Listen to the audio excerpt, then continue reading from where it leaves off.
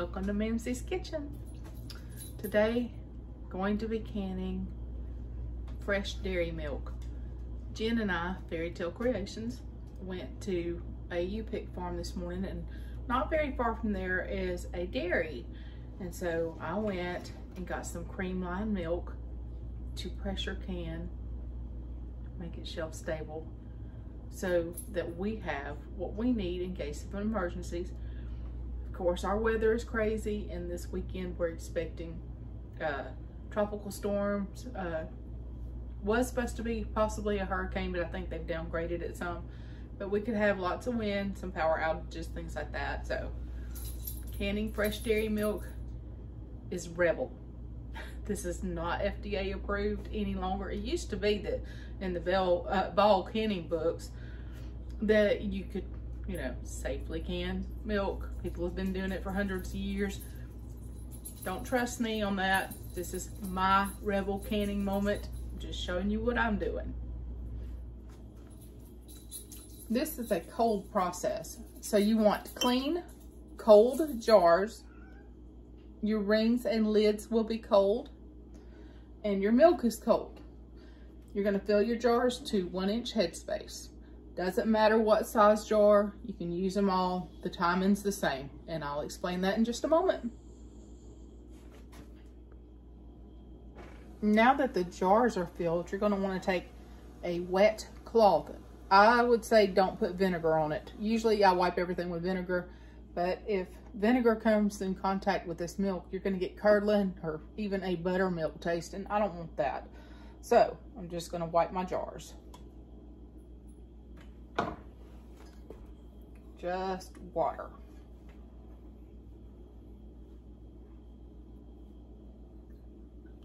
Once we're finished with this, we're gonna add our cold rings and lids and place it in the canner. When you're looking at reusing rings, if they have a dent in them, they're not any good for canning. You can use them for dry sealing, but you don't want to use anything that's really rusted or having a dent in it. Also, when you're doing your jars, wiping it off, or before you fill them, make sure there's no nicks or chips in the glass.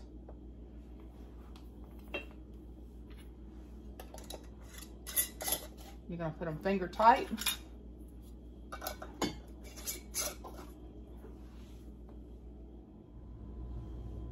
And place them in the canner. We're gonna apply the lid.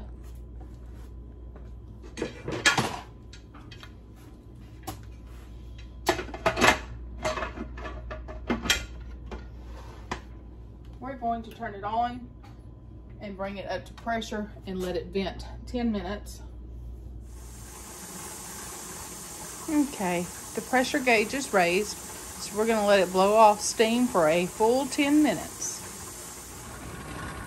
Okay, it's been 10 full minutes, and I've put my weight on, and we're just waiting for it to start jiggling.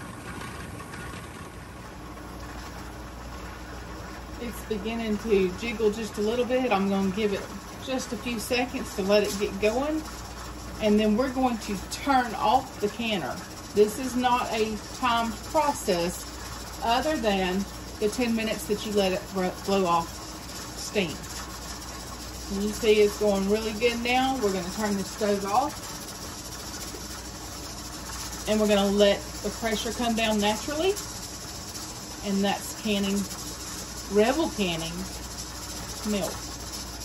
When it drops pressure and our plunger drops and it's safe to open the lid and take off the jiggler, we'll set it out on the jars out onto the counter and let them cool.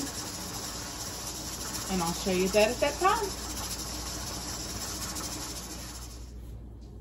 Okay, so the plunger's dropped. It's time to remove the weight.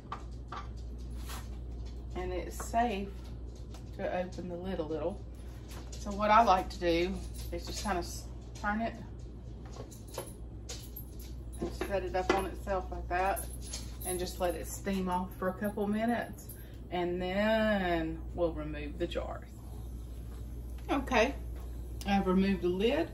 Now I'm going to place my jars gently onto my towel and let them sit overnight. Lifting them straight up out of the canister, we now have shelf-stable milk. If it all seals, then it'll last on the shelf a couple years. And it probably, we'll probably use it before then, but just so you know, this is Rebel Canning of cream lime milk from the local dairy. Okay guys, so we're gonna let these cool. Hope you learned something. I hope you enjoyed watching this video. I hope you like and subscribe. Do your own research though. This is one of those Rebel Canning things. This is not an FDA approved thing. This is just something that I'm doing. I know that others have done it for years. Used to be in the ball book, no longer there. Not sure what that is all about. I know what I think, but anyway, shelf-stable milk.